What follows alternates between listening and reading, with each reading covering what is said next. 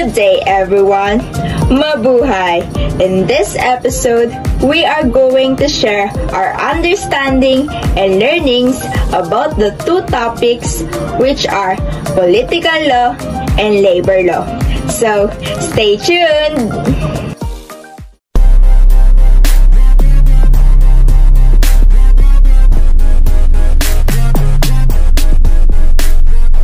Mabuhay! This is Christine K. Cabentoy.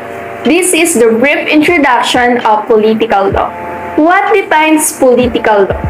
Political law is that branch of public law which deals with the organizations and operations of the governmental organs of the states and defines the relations of the state with the inhabitants of its territory.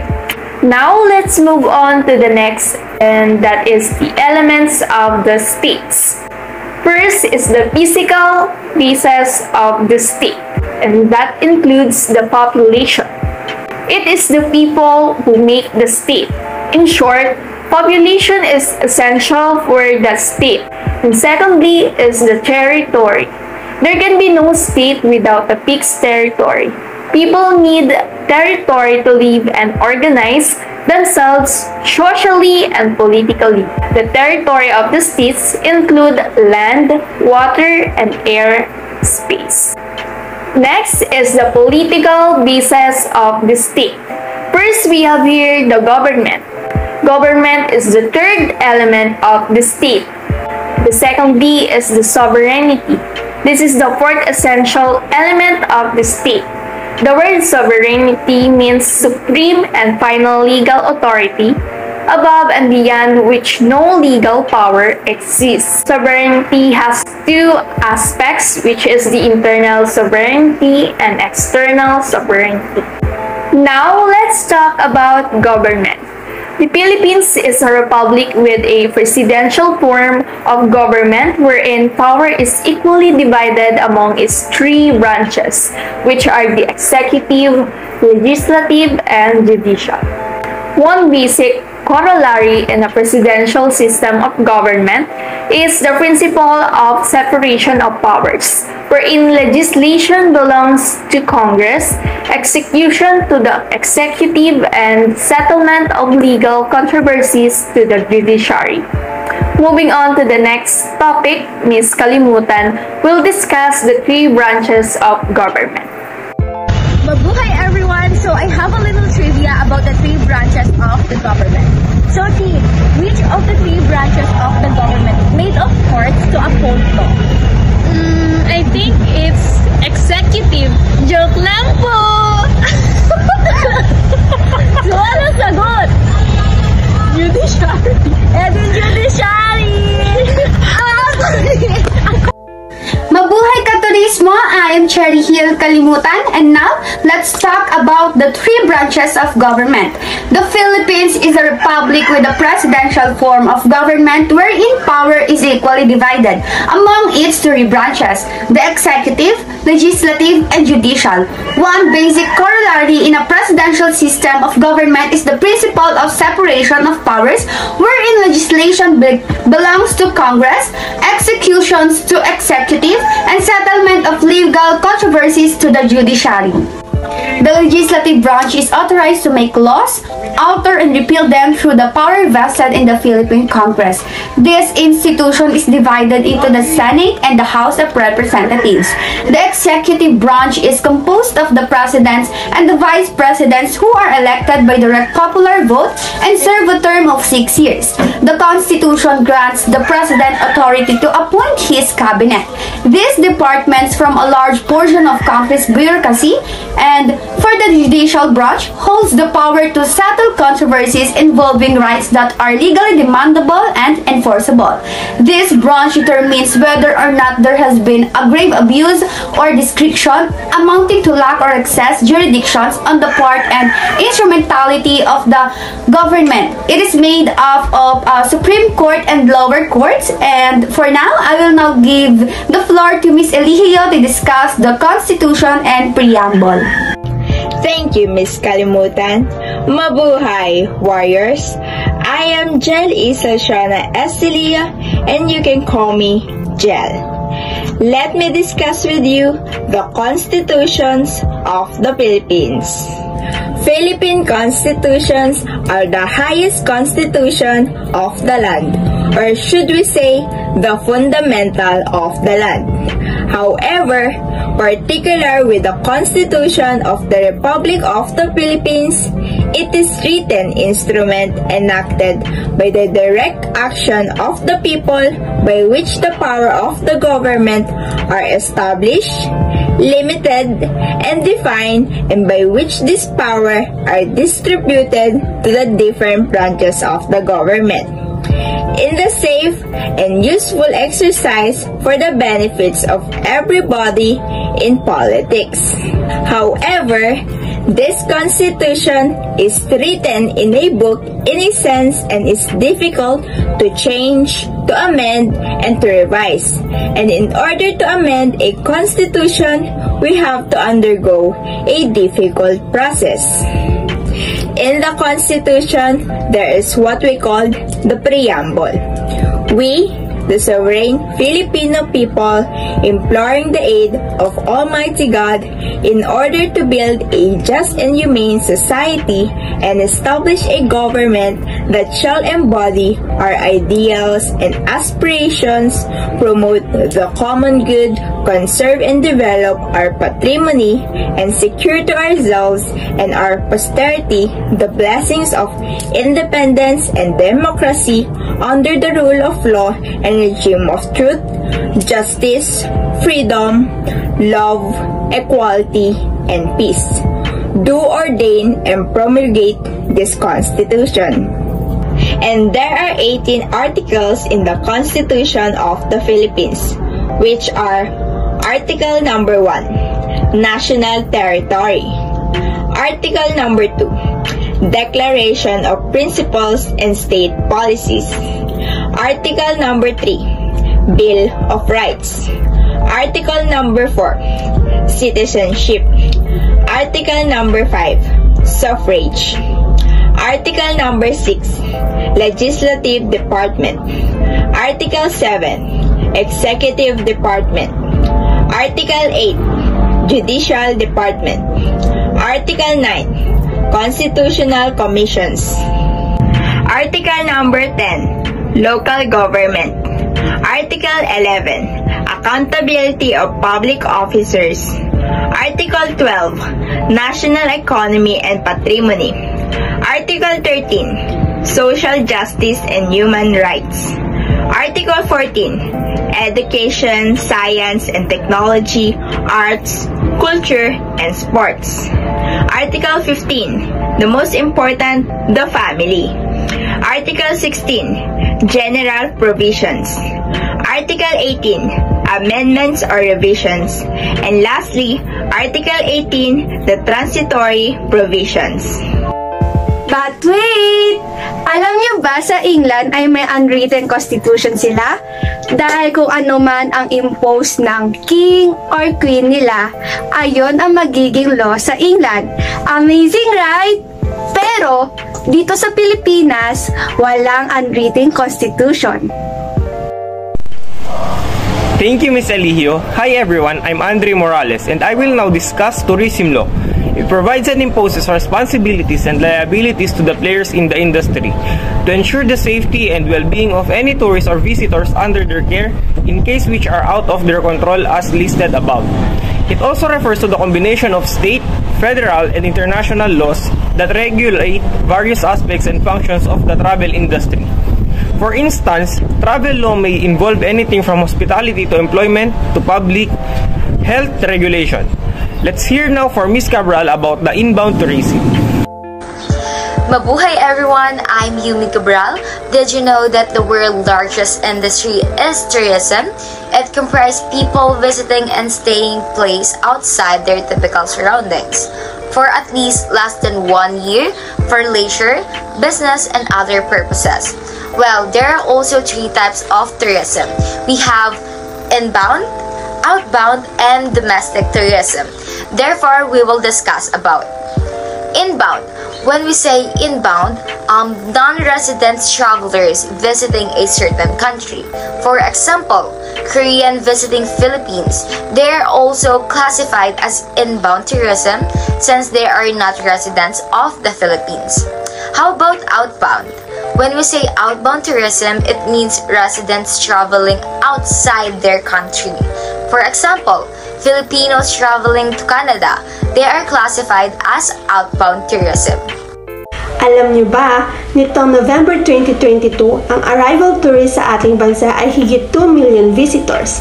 Amazing, di ba? At least alam natin na unti-unti nang bumabawi ang tourism ng ating bansa kahit nararanasan pa rin natin ang pandemya. And lastly, domestic tourism. Domestic tourism means traveling within a country by a visitor who are resident of that country. For example, travelers who lives in the Philippines travel to Siargao. It is considered as domestic traveler since Siargao is located in the Philippines. Now, let's call on Mr. Andre to discuss the Republic Act of 2009. The Republic Act of 2009, according to the Official Gazette of the Philippines, the law was sponsored by Richard J. Gordon under Consolidated Senate Bill number 2213, House Bill number 5229, and was signed by President Gloria Macapagal Arroyo on May 12, 2009. The law provides for shared responsibility between national and local governments. The Department, DILG, and LGUs shall integrate and coordinate local and national plans for tourism development. The department may provide financial and technical assistance for training and other capacity building. Measures to the LGU for the preparation and implementation and monitoring of their tourism development plans, gathering of statistical data and enforcement of tourism laws and regulations, giving due priority to the areas that have been identified as strategic in the implementations of such plans. The department and its attached agencies are required to prioritize the promotion and development assistance for LGU, which successfully adopt and implement their tourism development plans. And now, we'll talk about the TIEZA, the Tourism Infrastructure and Enterprise Zone Authority, formerly the Philippine Tourism Authority, is an agency of the Philippine national government under the Department of Tourism, responsible for implementing policies and programs of the department pertaining to the development, promotion, and supervision of tourism projects in the Philippines. The TIEZA shall be a body corporate which shall designate, regulate, and supervise the tourism enterprise zones with the primary objective of encouraging investments.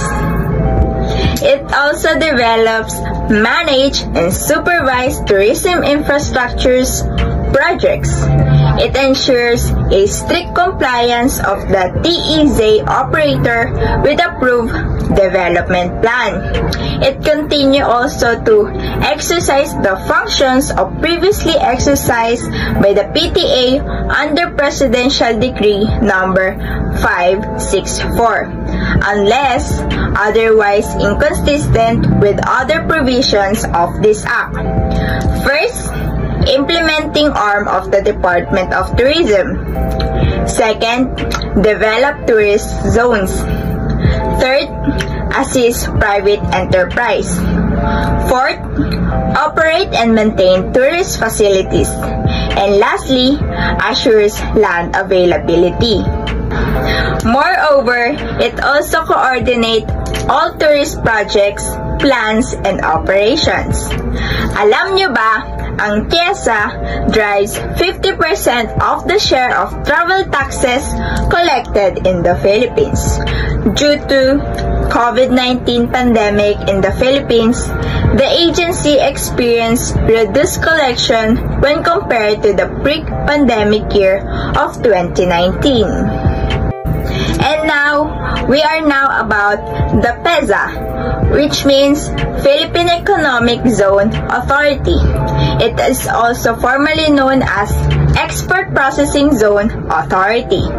It is a government agency in the Philippines attached to the Department of Trade and Industry, created to help promote investments in the export-oriented manufacturing industry into the country by assisting investors in registering and facilitating their business operations and providing tax incentives.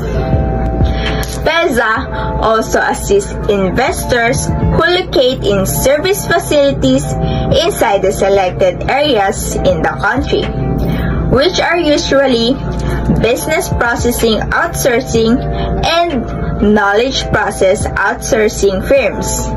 Other activities also eligible for PEZA registration and incentive include establishment and operations within Special Economic Zone for tourism, medical tourism, logistics, and warehousing services, economic zone development and operation, and facilities providers.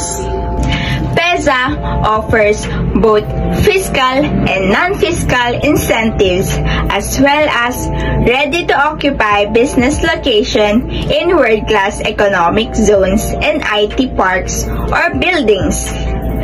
Fiscal incentive includes income tax holiday for a certain number of years, which translate to 100% exemption for corporate income tax. Tax and duty-free importation of raw materials, capital equipment, machineries, and spare parts, exemption from wharfage of dues and export tax. It also imposes or fees. VAT zero rating of local purchases subject to compliance with BIR and PEZA requirements, exemption for payment of any or all local government imposed fees, licenses, or taxes, and exemption from expanded without holding tax. While for non-fiscal incentives, on the other hand, include simplified import-export procedures, extended visa facilitation assistance to foreign nationals and spouse and dependents, special visa, multiple entry privileges, and more. Hi guys! Hi guys! We also have a knowledgeable trivia for you. So now, tatanungin ko yung partner ko if alam niyo ba yung sagot. So, sino yung first president of the Philippines in 1916 and remained in the position until November 15, 1935? He later won the presidency under the Commonwealth of the Philippines. Si Emilio Aguinaldo. Joke lang. Si Manuel L. Quezon. Perfect! Hi guys, I'm Queenie and let's now shift on the topic PCVC. But first, let us know what is PCVC. The Philippine Convention and Visitors Corporation is a non-profit government affiliated in the Philippine Department of Tourism or the PDOT that promotes the Philippines as an attractive tourism, convention, and incentive travel destination.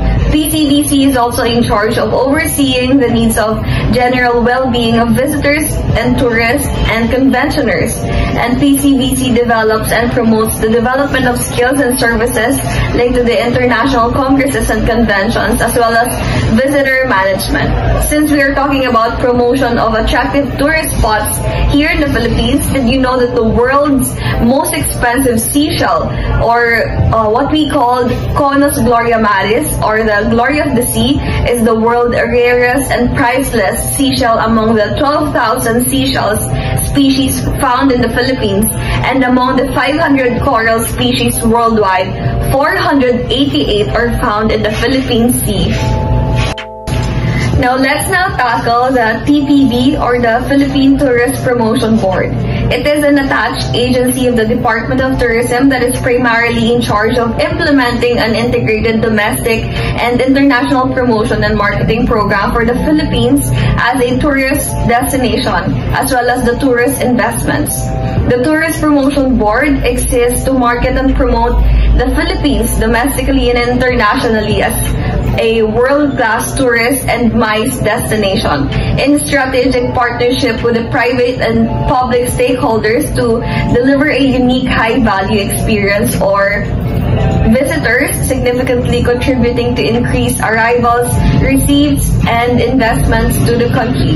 And according to the TPP's Corporate Social Responsibility Declaration, they are the responsible corporation dedicated to presenting the Philippines as a world-class vacation destination. And in TPP's quest of green and sustainable tourism, TPP takes the initiative to engage creatively in program, projects, activities, and raise environmental consciousness of all tourism stakeholders, resulting in better respect or in the nature to have a deeper appreciation of our culture, also our heritage.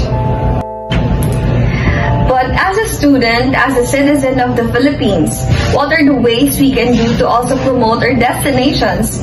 I only have 2 ways to give to maximize this discussion, and since every local and regional tourist office has a website, some are more in-depth than others, but they are usually have listing for the same categories: things to do, lodging, food, and drink. And the first one we can do is to create blogs, when we create a deeper look on the specific attraction. And the second way, and the most effective way, I think, to promote our country is to make use of our social medias. We can go to different tourism agencies' website and share their posts on their personal timeline, especially when they are promoting a large activities that promotes our local tourism.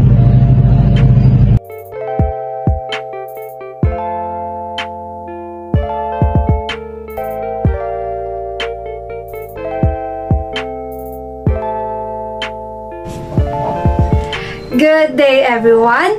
Mabuhay! I'm Maria Elizabeth G. Casid, and this is the brief introduction of what we learn about labor law. As we know that the Labor Code of the Philippines is the laws that govern employment practices and labor relation in the Philippines, President Ferdinand Marcos signed it to a law on Labor Day in year 1974.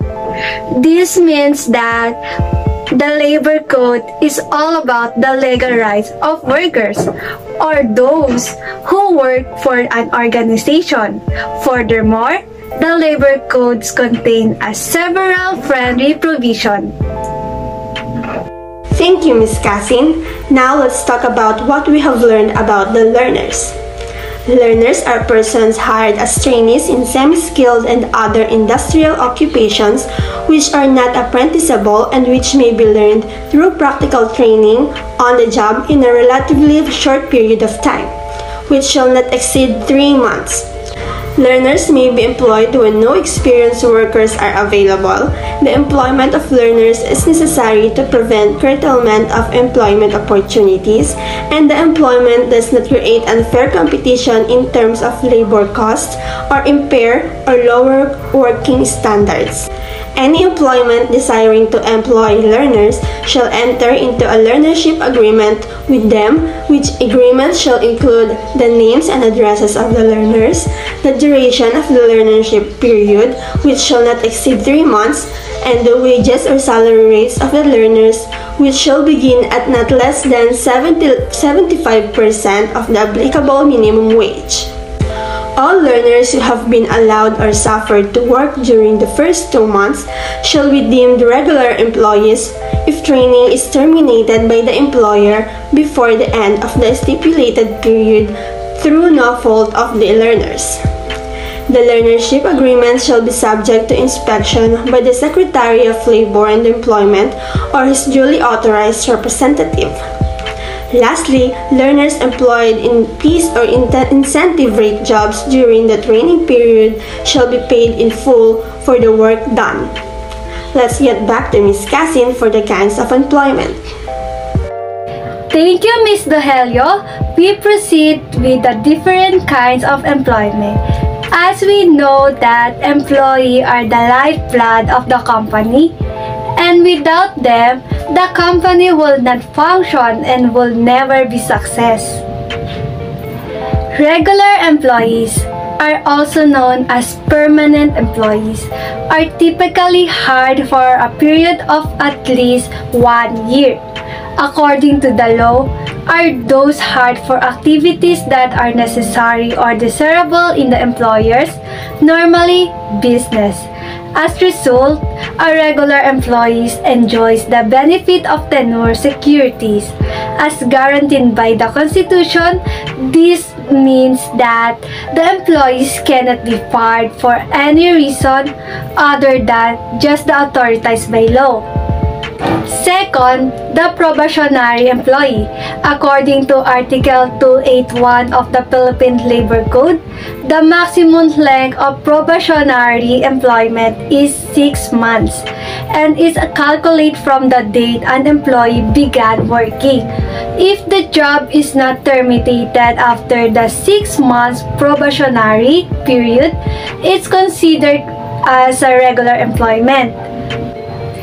Third is the term employees, also known as fixed-term work. It is a contract in which a company hires an employee for a specific period of time. So, the employee is not on the payroll of the company. Fourth are the project employees that hire for only specific project or undertaking. The length of the period and scope of the work must be specific at the time that the employee were hired for the project. The fifth one is the seasonal employees, who is hired for activities and called to work from time to time. These are include regular season employees who are temporarily laid off or suspended during the off-season. But during the Christmas holiday, for instance, when their service may be needed, they are hired by the company. Lastly, the casual employees. These workers are hired for work or activities that are merely accidental to the business. It is neither indispensable nor primarily related to the line of work of the employer. Let's now talk about the difference between job and labor-only contracting. To further discuss, a labor-only contractor is the one who possesses an employer rather, despite the fact that it lacks the money to run a business or the capacity to ensure that its employee are paid their wages and other benefits as required by the law. As a result, it cannot do subcontract job or service on its own, yet under the labor code in the Philippines, it is prohibited. The labor law contracting is prohibited. The goal is to prevent contingent worker exploitation and to defend workers' right to employees' benefit. Now, job contracting is a legitimate job contracting or subcontracting refers to an arrangement whereby a principal agrees to put out or farm out with the contractor or subcontractor with the performance or completion of a specific job or work or service within a defined or predetermined period, regardless of whether such job or work or service is to be performed or completed within or outside the premises of the principal. Again, labor-only contracting, on the other hand, is defined under Article 106 of the Labor Code. It refers to an arrangement where the contractor who does not have substantial capital or investment in the form of tools, equipment, machineries, work premises, among others, supplies workers to an employer and the workers recruited are performing activities which are directly related to the principal business of such employer. However, to clarify the difference between a legitimate job contractor or a labor-only contractor, a legitimate job contractor delivers services. Meanwhile, labor-only contractor merely supplies personnel or manpower. Now let's proceed to the next reporter. Thank you, Ms. Negrino. Let's now talk about the power of employers. There are 3 classifications of power of employers: to hire, to control, and to fire. First, let's talk about to hire. The employer can select who will be their employees based on the classifications, qualities that your company is looking for. If you hire someone, you employ them or pay them to do a particular job for you. Next is to control. In the sense of working, especially in the payment of salary and wages, employee management is a process that helps your workers perform at their best and achieve your business goals. And the last power of the employer is to fire. Firing is the dismissal of an employee from a job. With that, there are 4 common reasons for dismissal. Number 1, failure to do the job. Perhaps the most obvious reason would be an employee's failure to do their job properly. Number 2, misconduct. This could be something like regularly turning up late for work or not following workplace procedures properly. It's about being lazy. Number 3, long-term sick. Number 4, redundancy. Dismissal can also be due to redundancy, where the employer needs to reduce their workforce. There are special rules relating to redundancy procedures. But employers must remember that you cannot fire an employee without a due process of law. The employer shall send a written notice of dismissal to the employee. This notice must state precisely what reasons are given to justify the dismissal and shall be given to the employee at least 30 days before the intended date of dismissal. Let's have Mr. Morales to have the just causes of termination. We will now proceed to the next topic, just causes, which refers to the instances enumerated under Article 297 of the Labor Code. As amended, these are causes directly attributable to the fault of or negligence of the employee. Otherwise, stated just causes are grounds for termination of employment. They are called just because the termination of the employment is just justified to an employee's action, behavior, or mission, either of which resulted in a serious grave violation of the law. Employment's contract, company's policies, collective bargaining agreement, and any other employment agreement. In this situation, and in the exercise of each management prerogative, the employer is justified in imposing the penalty of dismissal on the erring employee. The floor is now yours, Ms. Aligio, to discuss the authorized causes of termination. So what are authorized causes of termination? It refers to installation of labor-saving devices, redundancy, retrenchment or downsizing, closure of operation, and disease. In other words, authorized causes for dismissal of employee refers to those lawful grounds for termination in which general do not arises from fault or negligence of the employee. According to the Article 297, closure of establishment and reduction of personnel, there are 4 grounds, and these are the following. First is the installation of labor-saving devices. It contemplates the installation of machineries to effect economy and efficiency in the method of production. Second, redundancy.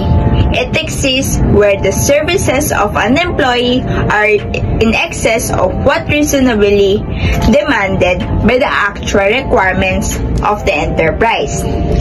Third, retrenchment to prevent losses.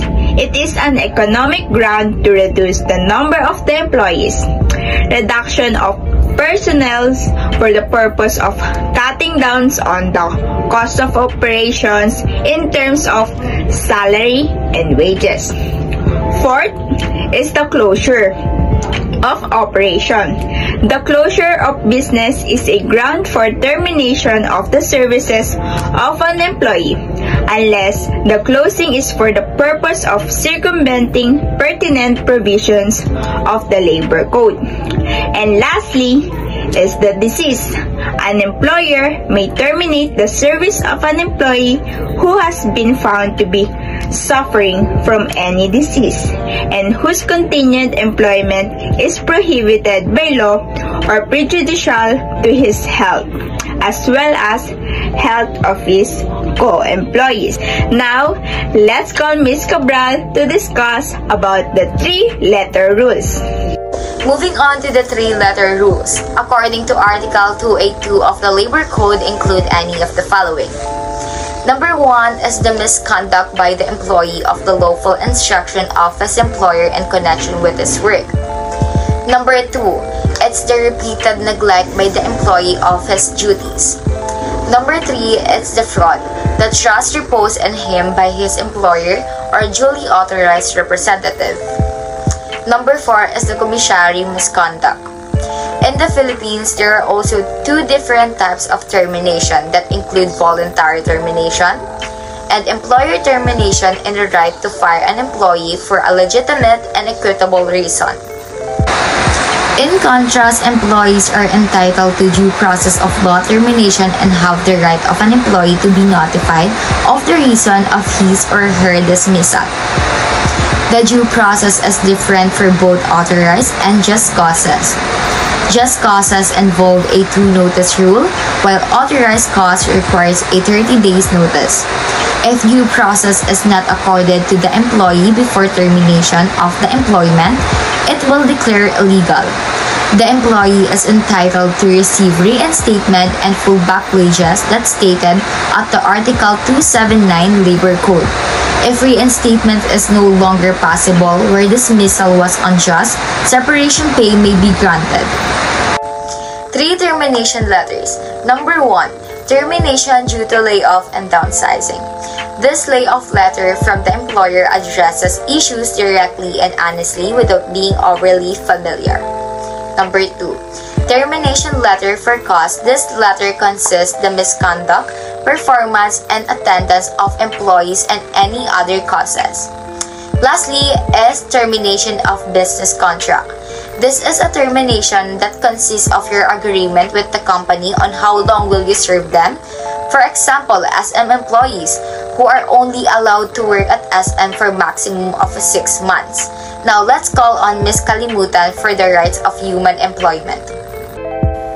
We will now discuss the rights of human employment. The Bureau of Working Conditions, a staff department of Department of Labor and Employment, compiled a list of basic rights that every worker is entitled to. These rights ensure the safety and health of all workers. First is the equal work opportunities for all. The state shall protect labor, promote full employment, provide equal work opportunity regardless of gender, race, or creed, and regulate relations between employees and employers. And for the number 2 is the security of tenure. Every employee shall be assured security of tenure. No employee can be dismissed from work except for just or authorized cause and only after due process. And for the number 3 is the work days and work hours. An employee must be paid their wages for all hours worked. If their work hours fall between 10 p.m. and 6 a.m., they are entitled to night shift pay in addition to their pay for regular work hours. If they work over 8 hours a day, they are entitled to pay overtime. And for the number 4 is the weekly rest day. A day off of 24 consecutive hours after 6 days of work should be scheduled by the employer upon consultations with the workers. And for the number 5 is the wage and wage-related benefits. Wage is the amount paid to an employee in exchange for the service that or they render to their employer. Wage may be fixed for a given period. And for the number 6 is for payment of wages. Wages should be paid directly to the employee in cash, legal tender, or through a bank. Wages shall be given not less than once every 2 weeks or twice within a month at intervals not exceeding 16 days. And for the female employees, women are prohibited from engaging in night work unless the work is allowed by the following rules. Industrial undertakings from 10 p.m. to 6 a.m. And for the employment of children, the minimum minimum employment age is 15 years of age. Any worker below 15 years of age should be directly under the sole responsibility of parents or guardians, provided that work does not interfere with the child's schooling or development. And for the number 9 is the safe working conditions of the workers. Employers must ensure the workers with every kind of on-the-job protection against injury, sickness, or death through safe and healthful working conditions. And the last one is the right to self-organization and collective bargaining. Every worker has the right to self-organize, to form, or to join any legitimate workers' union, free from interference of their employer of the government. Now, Miss Cassin, take it away from the payment, wages, and salary. Now, let's talk about wages and salaries. It is a payment of work that is agreed upon between an employee and his or her employer under the contract of employment in the private and public sector. And according to Article 102, no employee shall pay wages of an employee by means of promissory notes, voucher, coupons, or any object or other than legal tender, even when expressly requested by the employee. Therefore, the wages shall be paid only by means of legal tender.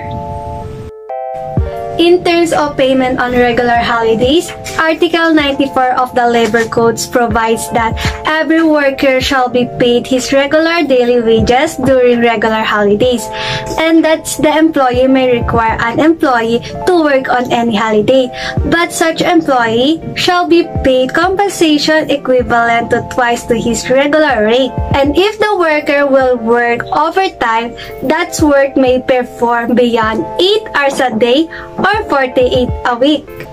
It provides that the employee shall pay for his overtime work with an additional compensation equivalent to the regular wages plus at least 25% thereof. So, let's go to Ms. Dohelio for the rights to self-organization and collective bargaining. Thank you, Ms. Cassin. Let's now move on to what we have learned about rights to self-organization and collective bargaining. It is the right of workers and employees to form, join, or assist unions, organizations, or associations for purposes of collective bargaining and negotiation and for mutual aid and protection.